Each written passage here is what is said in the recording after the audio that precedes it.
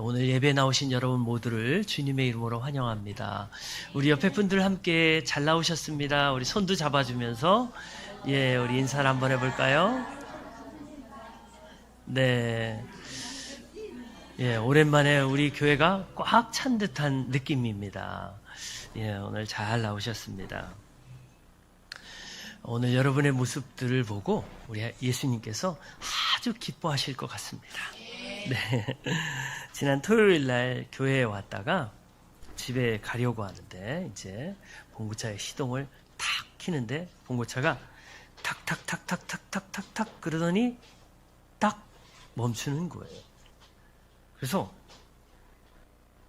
이걸 계속해도 시동이 안 걸리는 거예요. 한 주일 동안 교회 차를 그 지하에 세워놨더니 얘가 방전이 된 거예요. 그래서 보험회사를 불렀죠. 여기 그 동강프라자 지하인데 이 통로가 굉장히 좁습니다. 근데 오실 수 있겠습니까? 예, 가야죠. 그래서 와가지고 이렇게 했어요. 한 30분 정도 기다렸더니 이제 그분이 오셔서 직원이 배터리를 연결하고 그 다음에 시동을 걸어보세요. 시동을 탁 걸으니까 어떻게 됐을까요? 시동이 부릉 걸렸습니다. 시동이 걸렸어요. 그래서 제가 이 배터리가 왜 그렇습니까? 그랬더니 이분이 이런 얘기를 해요. 이 봉구차는 한 배터리를 간 지가 5년 정도 되고 또 이 배터리가 거의 수명이 다 돼서 방전이 되어서 그렇습니다. 얘기를 해주더라고요.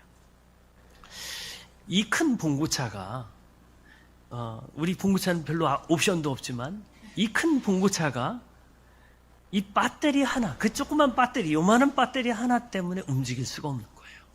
배터리가 방전이 되니까 전혀 움직이지 않는 거예요. 근데 사실은요, 우리의 삶도 마찬가지예요. 우리 인생도 뭔가 겉으로는 화려하고 뭔가 크고 뭔가 멋진 것 같지만 세상적으로 그럴듯한 것 같지만 배터리가 없으면 우리는 방전되면 우리는 지옥에 가는 거예요. 그 배터리가 뭐냐면 바로 예수님이에요. 오늘 성탄절은 예수님이 태어나신 날을 기념하는 날입니다. 예수님이 언제 태어나셨는지는 중요하지 않아요. 12월 25일이 예수님이 태어나신 날짜는 아닙니다. 근데 우리는 이 예수님이 태어나신 날로 알고 기념하는 거예요. 왜냐하면 예수님이 태어나신 날짜가 중요한 것이 아니라 예수님이 태어난 의미가 중요하기 때문에 그렇습니다. 그래서 오늘 저는 여러분들에게 배터리를 잘 충전할 수 있는 방법, 인생의 배터리를 어떻게 하면 잘 충전할 수 있을지를 오늘 말씀을 통해서 여러분들에게 알려드리려고 합니다. 그래서 오늘 성탄절의 의미가 무엇인가 함께 나누고자 합니다. 오늘 본문의 무대는 베들레헴 지역에서 일어났던 일이에요. 베들레헴은 이 예루살렘에서 약 8km 정도 떨어진 그런 동네인데요. 아무도 주목하지 않는 그런 아주 조그만 동네예요. 제가 베들레헴을 가봤더니 별로 별 볼 일 없는 그런 동네예요. 근데 그 별 볼 일 없는 동네에 사람들이 양을 치고 있었어요. 당시에 이제 목자들은 이 이스라엘 그 직업 중에서 가장 하층민들이 하는 직업, 별다른 기술이 없고 그냥 시간만 투자해가지고 할 수 있는, 그리고 돈도 조금 받는 그런 직업이 목자들이었어요. 그 목자는 누구나 손쉽게 할 수 있는 그런 직업이었기 때문에 아무나 할 수 있었지만 또 그만큼 돈을 벌 수 없는 그런 직업이었어요. 근데 그 목자들이 양을 치고 있을 때에 갑자기 천사가 나타나더니 환한 빛으로 바뀌는 거예요. 그래서 이 목자들은 무서워했죠. 왜냐하면 당시의 사람들은요, 천사를 본다는 것은 죽는다라고 생각했어요. 천사는 심판의 천사 정도로 생각하기 때문에 천사가 나타나면 나는 죽는다 이렇게 생각했던 거예요. 그래서 목자들이 막 무서워하고 있는데 이 천사가 스마일, 여러분의 얼굴도 한번 스마일 해볼까요? 천사가 제 표정을 보시면 아실 거예요. 이렇게 한 번 더 보여드릴까요? 이렇게 천사가 이런 표정을 가지고 목자들에게 이야기를 하신 거예요. 얘들아, 너희들 두려워하지 마. 내가 너희들에게 큰 기쁨의 좋은 소식을 너희들에게 알려줄 거야 라고 이야기하신 거예요. 자, 여기서 너무 이상한 장면이 나옵니다. 예수님은요, 왜 이스라엘의 예루살렘의 그 멋진 귀족들에게 가지 않았을까요? 예수님은 멋진 왕궁에서 태어난 것이 아니라 멋진 제사장들, 높은 그 대제사장들에게 나타나는 것이 아니라 가장 하층민인 이 사람들, 이 가장 하층민이고 아무도 안 알아봐 주지 않는 이런 목자들에게 나타나셨을까요? 화려한 도시 예루살렘이 아니라 왜 이름 없는 마을 베들레헴에 예수님이 나타나셨을까요? 화려한 왕궁이 아니라 왜 이 볼품없는 말구유에 예수님이 태어나셨을까요? 왜냐하면 예수님은요, 겸손의 왕이시기 때문에 그래요. 겸손의 왕이시기 때문에 그 화려하고 멋진 그 모든 것들을 다 버리고 가장 하층민인 사람들, 가장 볼품없는 곳으로 내려오신 거예요. 예수님은 겸손의 하나님이세요. 그래서 하늘 보좌를 다 그 멋진 하늘 보좌를 버리시고 이 땅에 인간의 몸을 입고 내려오신 거예요. 겸손한 예수님은요, 예루살렘의 왕족이나 귀족들에게 가장 먼저 보이신 것이 아니라 가장 낮은 사람들에게 오셔서 가장 낮은 자의 하나님이 되신 거예요. 예수님의 삶도 겸손의 삶이었어요. 하나님이신 예수님은 모든 지혜와 지식을 갖고 있음에도 불구하고 가난한 목수의 일을 선택하셨습니다. 왜요? 사람들을 섬기기 위해서 목수의 일을 선택하셨어요. 목수가 하는 일이 뭘까요? 목수가 하는 일은요, 집이 없는 사람들에게 집을 지어주는 거예요. 그리고 집이 부서진 곳을 수리하는 거예요. 그리고 사람들이 거주할 장소를 마련해 주는 것이 바로 목수의 일이에요. 예수님은 인생의 목수가 되시잖아요. 예수님은 그래서 인생의 목수가 되셔서 마음둘 곳이 없는 사람들을 위해서 마음둘 집을 지어주시고, 마음이 부서진 사람들을 위해서 마음을 고쳐주시는 일을 하시는 분이 바로 예수님이십니다. 그래서 이 겸손하신 예수님을 만나면 부서진 마음이 치유가 되는 거예요. 방향을 몰라서, 갈 길을 몰라서 방황하는 영혼들이 갈 길을 찾고 마음 둘 곳을 찾는 거예요. 여기 모인 모든 분들이 다 그래서 예수님, 인생의 목수가 되신 예수님을 만나시기를 소망합니다. 이 겸손하신 예수님은 허리에 수건을 두르고 냄새나는 제자들의 발을 씻기시면서 이렇게 말씀하셔요. 너희도 이와 같이 하라. 우리 한번 따라서 해볼까요? 너희도 이와 같이 하라. 아멘. 오늘날 사람들의 관심은요, 온통 높아지는 데 관심이 있습니다. 내가 유명해지는 데 관심이 있어요. 그리고 어디를 가든 나의 영향력으로 사람들이 움직이기를 바랍니다. 그리고 거기에서 권력 다툼이 일어나는 거예요. 그런데 예수님은 반대의 자리를 가셨어요. 낮은 자리, 겸손한 자리, 아무도 알아봐 주지 않는 그런 사람들의 자리, 아무 스펙도 없는, 그리고 아무도 눈길을 두지 않는 그런 사람들에게 예수님이 오신 거예요. 혹시 여러분들 가운데 나는 스펙이 없는데, 나는 배경이 없는데, 나는 사람들이 알아봐 주지 않는데, 여러분 아무 걱정하지 마세요. 예수님이 여러분과 함께 하시면 여러분은 모든 것을 얻으신 줄 믿습니다. 예수님이 우리와 함께 하시면 만왕의 왕이시고 온 우주 만물을 창조하신 하나님이 우리의 편이 되시면 우리의 가장 든든한 백을 얻으신 줄 믿습니다. 여러분, 세상에 가장 부자인 사람, 가장 공부를 많이 한 사람, 박사학위를 10개 가진 사람, 이런 사람들은 고민이 없을까요? 여러분, 이재용 회장이라든가 최태원 회장이라든가 이 구광모 회장이라든가 이런 사람들은 돈이 많고 기업이 크니까 아무 고민이 없을까요? 여러분, 대학의 총장들은 고민이 없을까요? 아니에요. 그분들 나름대로 고민이 많습니다. 그래서 잠언서에 보면요, 전도서 12장에 보면 부자는 그 부유함 때문에 잠을 못 잔다. 오히려 사실은요, 돈 없는 우리들이 잠을 더 편하게 잘 수 있습니다. 자, 그런데요, 낮은 곳으로 임하신 예수님은 지금 우리들에게 이런 말씀하셔요. 내가 낮은 자리를 택했던 것처럼 너희도 낮은 자리로 가라. 내가 사람들을 섬겼던 것처럼 너희도 사람들을 섬기는 그 자리로 가라. 오늘 주님께서 여러분들에게 하나님의 음성으로 들려주실 줄 믿습니다. 낮은 곳으로 임하신 주님을 보면서 우리 자신들을 한번 생각해 봤으면 좋겠어요. 우리는 높은 마음을 가지고 우리 잘난 맛에 살고 있지 않는가? 다른 사람들을 무시하고 다른 사람들을 나보다 훨씬 낮은 사람으로 여기고 살고 있지는 않는가? 우리는 내로남불하면서 내가 하면 로맨스, 남이 하면 불륜이라고 하면서 지적질하면서 살고 있지는 않는가? 그렇게 판단하며 살고 있지는 않는가?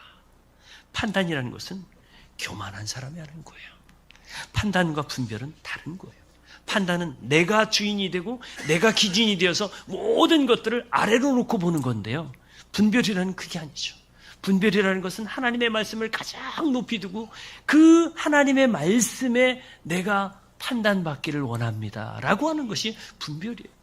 여러분, 우리는 판단하는 사람이 아니라 겸손하게 분별하는 사람들 되기를 소망합니다. 예수님이 그걸 가르쳐 주신 거예요. 자, 예수님이 또 이 베들레헴에 내려오신 이유는 겸손함을 가르쳐 주시기 위해서 뿐만 아니라 또 무엇을 가르쳐 주시기 위해서냐? 나는 너희들과 함께 있어. 나는 너희들과 친하고 싶어. 너희들과 가장 가까이 오고 싶어. 이 메시지를 주님이 보내시려고, 이 메시지를 가르쳐 주시려고 베들레헴에 오신 거예요. 목자들에게 오신 거예요. 예수님은 어떤 사람일까요? 예수님은 가장 가까이 있는 분이에요. 여러분과 가장 친하고 싶은 분이에요. 저는 자전거 삼총사 목사님들이 있어요. 자전거 삼총사 목사님들이 작년에 드디어 전국 그랜드슬램 그 인증서를 문체부에서 받았습니다. 그래서 이 많은 제 카톡 사진에 보면, 카톡 사진 쭉 이렇게 해보면 그랜드슬램 인증서 이게 딱 있어요. 그래서 한 2년에 걸쳐서 목사님들 3명이 이제 그 전국 투어를 한 거예요. 자전거를 가지고 제주도도 한 바퀴 223km, 그 다음에 그 인천 아라뱃길 거기에서 부산까지 633km, 그 다음에 강원도 고성에서 저기 경북 영도까지 막 그렇게 저희가 해가지고 그 그랜드슬램을 했는데요. 자전거 삼총사 목사님들은 그래요. 거의 매일 카톡을 하는 것 같아요. 우리는 매일. 근데 매일 카톡하고 전화도 자주 하고 만나기도 자주 하는데 싫지가 않아요. 이분들은 계속 만나도 또 만나고 싶어요. 같이 자주 밥 먹고 또 자전거 타고, 거의 이제 월요일 날은 저희가 자전거를 타거든요. 여기 고기리에 여우고개도 넘고, 그 다음에 트라이앵글이라고 해서 저쪽 한강 쪽으로 쭉 가가지고 안양을 거쳐서 저기 고기리를 거쳐서 넘어오는 그런 도로거든요. 근데 이제 그렇게 막 저희가 막 땀 흘리고 막 그렇게 하면서도 너무너무 좋아요. 왜 좋냐면 좋아하니까. 좋아하니까 이 목사님들이 자전거 삼총사가 계속 이렇게 하는 거예요. 젊은이들이 어떤 사람을 좋아하나, 이걸 여론조사를 해봤더니요, 젊은이들이 이런 사람들을 좋아한대요. 여러분들에게 혹시 참고가 될 수도 있을지도 몰라요. 젊은이들은요, 어떤 어른을 좋아하냐? 여러분 다 어른들이시잖아요. 젊은이들이 좋아하는 어른들은요, 한번 따라서 볼까요? 말은 적게 하고 막 퍼주는 사람. 한 번 더. 말은 적게 하고 막 퍼주는 사람. 예, 여론조사에 의하면 젊은이들이 가장 좋아하는 어른들은요, 말은 적게 하면서 막 주머니를 퍼주는 그런 어른들을 좋아한다고 합니다. 부모와 자녀들 간의 관계가 안 좋아지는 이유가 뭘까? 반대로 하기 때문에 그렇습니다. 주머니는 닫고 말은 많이 하니까 부모와 자녀의 관계가 안 좋아지는 거예요. 근데 그걸 반대로 해보면 자녀의 관계가 엄청 좋아집니다. 저도 마찬가지예요. 저도 예전에 이 반대로 했을 때는 우리 아이들과의 관계가 안 좋았어요. 제가 얘들아 그럼 방문을 꽉 잠그고 왜요? 근데 지금은 그렇지 않죠. 지금 뭐 제가 주는 것도 별로 없지만 지금은 말을 거의 안 합니다. 근데 그랬더니 관계가 좋아져가지고 오히려 아이들이 와가지고 아버지 와가지고 얘기를 해요. 어제 저녁에 선물 포장하는데 아버지는 왜 선물 포장 안 하세요? 이렇게 쿠사리까지 먹으면서 요즘은 이제 아이들이 자유롭게 저를 혼내키기도 하고 그럽니다. 왜냐하면 이 가깝다는 거거든요. 이게 자 그런 거예요. 그러니까 말은 적게 하고 이 주머니를 이렇게 열었을 때 젊은이들이 존경하고 좋아한다는 거예요. 여러분 우리 LPC 교회 어르신들은 다 존경받는 어르신들 되기를 소망합니다. 자, 이 사람들이 왜 이렇게 모이느냐? 왜 모이느냐? 그러면 매력이 있기 때문에 그렇거든요. 좋기 때문에 그렇거든요. 그러다가 친해지는 거예요. 예수님이 이 낮은 자리에 왜 오셨느냐? 나도 너희들과 같이 있고 싶어. 나도 너희들과 친해지고 싶어. 나 너희들과 함께하고 싶어. 이 메시지를 예수님이 우리에게 주신 거예요. 그래서 예수님의 이름은 예수라는 이름뿐만 아니라 어떤 이름이 있을까요? 임시로 시작하는 이름이 있는데요. 시작. 예, 우리 교회에 임정혜 사모님이 있잖아요. 임정혜 사모님은 임마누엘의 하나님을 가장 가까이 느끼는 그런 분일 것 같아요. 임시니까. 근데 우리 여기 있는 모든 분들이 영적으로 다 임시가 되기를 소망합니다. 임마누엘의 하나님. 임마누엘의 하나님은 나도 너희와 함께 있다. 나도 너희와 함께 있고 싶어. 나는 너희와 가장 가까운 사람이 되고 싶어. 라고 말씀하셔요. 예수님이요. 우리를 가장 사랑하시기 때문에 자기의 생명까지 우리에게 주셨어요. 여러분 누가 여러분들을 위해서 대신 죽어줄 수 있을까요? 대신 죽어주기가 어렵습니다. 가족들이라고 죽어줄 수 있을까요? 부모라고 자녀를 위해서 죽어줄 수 있을까요? 쉽지 않아요. 제가 예전에 한 영화를 봤는데요. 그 영화가 이 클라이밍을 하는 그런 영화예요. 그래서 아버지와 아들과 이제 막 올라가는 거예요. 근데 이제 아버지가 워낙 베테랑이기 때문에 아들 먼저 올려보내고 이제 그걸 확인하면서 가는 거예요. 그래가지고 막 그 바위에다가 막 이거를 이거를 박고 이 쇠를 박으면서 고리를 걸으면서 막 올라가는데 갑자기 그 위에 고리가 확 떨어진 거예요. 그래서 이 아버지와 아들이 대롱대롱 그 끈 하나에 매달린 거예요. 아버지는 밑에서 대롱대롱, 아들은 위에서 대롱대롱. 근데 그 순간에 아버지가 그러는 거예요. 아들아, 잘 살아라. 아들아, 사랑한다. 그리고 나중에 꼭 보자.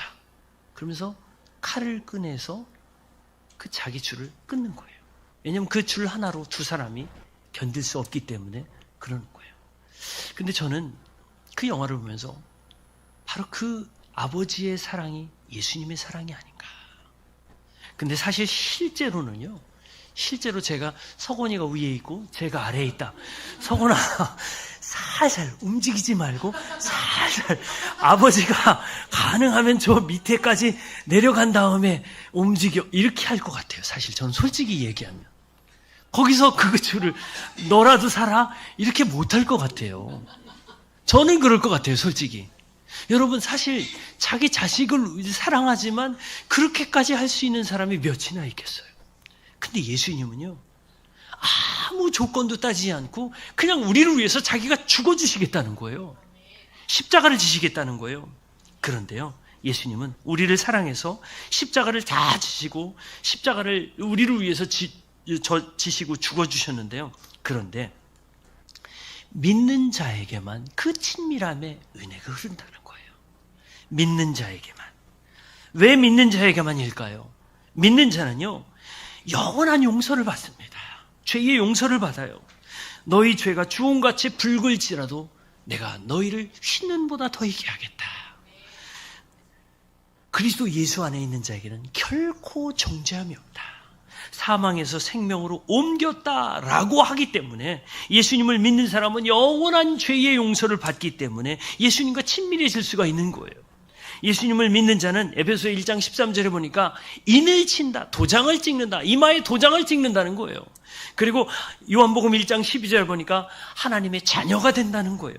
뿐만 아니라 영원한 생명을 얻고 하나님 나라에 들어간다는 거예요. 어떤 사람만요? 예수님을 믿는 사람만.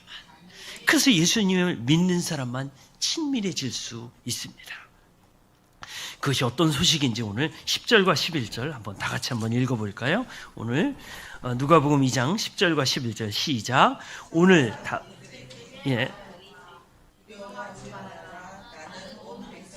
미칠 큰 기쁨에 될 소식을 너희에게 전하여 준다.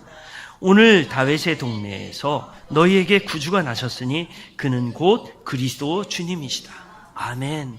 온 백성에게 미칠 큰 기쁨의 소식이 뭘까요? 바로 예수님이 우리의 죄의 문제를 해결해 주시고 우리를 하나님의 자녀로 삼아주시고 우리를 영생을 얻게 하시고 영원한 하나님 나라에 들어가게 하신다라는 이 기쁜 소식을 전해주러 오셨다는 거예요. 이 예수님이 누구를 위했을까요?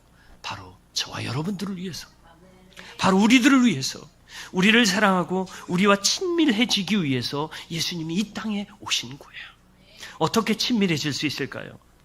예배를 통해서, 찬양을 통해서, 기도를 통해서, 성경 읽기를 통해서 예수님과 친밀해질 수 있습니다. 오늘 이번 새해 다음 주 월요일부터는요, 저녁마다 우리가 줌과 유튜브로 성경 개관을 일주일 동안 집회를 합니다. 매년 새해 집회를 했었는데요. 이번에도 역시 마찬가지로 이제 집회할 거예요. 이번에는 성경 개관을 쭉 하면서 성경이 뭐냐? 성경이 어떤 거냐? 어떻게 하면 성경과 친해질 수 있는가? 이걸 개관을 할 거예요. 부활절을 앞둔 고난주간 또 우리 계속 일주일 동안 집회하잖아요. 그때는 성령님의 기름 부으심. 여러분이 세상에 살면서 어떻게 배에서 생수의 강이 흘러넘치는 그런 삶을 살 수 있을 것인가에 대한 그런 계획을 하고 있습니다. 또 추수감사주일 전에 한 주일 동안에는 그때 집회는 이제 성경 읽기에 대한 그런 어떻게 하면 하나님의 말씀으로 읽게 되고 어떻게 하면 능력 있는 그런 말씀을 경험할 것인가를 계획하고 있습니다. 특히 새해에는 여러분 말씀을 많이 들으시기를 소망합니다. 말씀을 이렇게 읽는 것이 어려운 분들은요, 음성 파일을 올려드릴 거예요. 음성 파일을 카톡에 올려드리면 그 음성 파일을 들으세요. 음성 파일을 듣는 것도 읽는 것과 똑같습니다. 그래서 이제 다음 주부터는 창세기부터 하나씩 우리 거기에 맞게 이렇게 올려놓을 때 시간이 정말 없는 분들은 이제 퇴근하면서 말씀을 꼭 들으시기를 소망합니다. 그러면서 이제 하나님과 친밀해지는 거예요. 그러면서 매일매일이 뭐가 되느냐? 매일매일이 주님을 만나는 성탄절이 되는 거예요. 여러분 모두 다 매일매일 주님과 친밀함을 경험하기를 소망합니다. 자, 그리고 또 이 겸손한 왕, 우리와 친밀해지기를 원하는 주님이 이 땅에 태어나신 아주 중요한 의미가 있습니다. 마지막 의미는 뭐냐면 우리에게 주님은 다시 오신다를 알려주시기 위해서 예수님이 인간의 몸을 입고 이 땅에 오신 거예요. 주님은 인간의 몸으로 오셨다가 우리 죄를 위해서 고난을 당하시고 십자가를 지시고 40일 동안 제자들과 함께 있다가 하늘로 승천하셨습니다. 그런데 승천하시면서 어떤 말씀을 하셨느냐? 내가 다시 올 거야. 내가 다시 올 거야. 라고 예수님 말씀하셨어요. 예수님은 다시 오십니다. 그날에 믿는 자들은 들림을 받습니다. 하지만 믿지 않는 자들은, 가짜로 믿은 자들, 믿는 척하는 자들은 이 땅에서 슬피 울며 이를갈미 있을 것이다 라고 성경은 말씀합니다. 어떤 사람은 이 세상이 끝 아니야? 이 세상에 육체가 끝나면 끝 아닌가? 여러분, 이 세상이 육체로 끝난다고 다 끝날까요? 아닙니다. 우리에겐 분명히 영혼이 있다는 사실을 압니다. 눈에 보이는 육체는 끝나지만 눈에 보이지 않는 영혼은 영원한 천국과 영원한 지옥 중 그 한 군데로 가게 되어 있습니다. 중간지대는 없습니다. 주님은 올라가시면서 나 그대로 다시 올 거야. 그러니까 너희들 깨어 있어. 너희들 기다려. 나를 준비해. 나는 갑자기 올 거야 라고 주님이 말씀하십니다. 이 땅에서 우리가 준비해야 될 것이 무엇일까요? 바로 믿음입니다. 믿음이 있어야 죄를 용서받고 믿음이 있어야 주님과 동행할 수 있습니다. 어떤 사람은 믿음이 있다고 하면서 전혀 믿음의 삶을 살고 있지 않습니다. 주님이 갑자기 오셨을 때 악하고 게으른 종아 내게서 물러가라 라고 꾸중을 들을 것입니다. 주님은 언제 오실지 몰라요. 갑자기 오십니다. 그래서 주님이 다시 오실 날을 준비하며 기다려야 됩니다. 내가 처음에 갔던 것처럼 이제 다시 너희를 향해서 간다라고 주님이 지금 말씀하십니다. 이번 성탄절을 맞이해서 예수님은 겸손의 왕으로 오신 분, 우리와 친밀하기 위해서 오신 분, 그리고 예수님은 다시 오신 분이라는 사실을 기억하시기 바랍니다. 이 시간 우리 함께 잠시 기도했으면 좋겠어요. 오늘 교회에 처음 나오시는 분, 또 예수님을 믿지 않는 분들도 있을 수 있습니다. 여러분 가운데 오늘 말씀을 들으면서 혹시 예수님으로 충전하고 싶으신 분이 있을 수도 있습니다. 아니면 방전된 것도 모르고 내 힘으로 힘겹게 살면서 뭔가 한 군데가 허전한 것처럼 느끼는 분이 있을 수도 있습니다. 어떤 분은 삶이 무기력하고 이렇게 사는 것이 맞는 것인가? 삶의 방향이 맞는가? 자녀들은 제대로 성장하는가? 그런 염려 가운데 있는 사람들이 있을 수 있습니다. 어떤 사람은 돈 때문에, 어떤 사람은 직장 때문에, 또 어떤 사람은 가정 때문에 고민하는 사람들이 있을 수 있습니다. 마치 배터리가 방전된 것처럼 그렇게 느끼는 사람이 있을 수 있습니다. 그렇다면 예수님으로 충전해야 됩니다. 혹시 예수님으로 충전하는 방법을 모른다면 저에게 찾아오셔도 돼요. 제가 5분 안에 예수님을 어떻게 충전하는지를 가르쳐 드릴 수 있습니다. 혹시 이 시간 예수님을 찾고 싶은 분이 있다면 마음속으로 이렇게 한번 외쳐보세요. 예수님, 저도 예수님으로 충전할 수 있나요? 저도 죄를 용서받고 하나님의 자녀가 될 수 있나요? 라고 한번 주님께 마음속으로 조용히 외쳐보세요. 주님이 여러분들의 마음을 움직이실 거예요. 우리 함께 조용히 기도 한번 하겠습니다.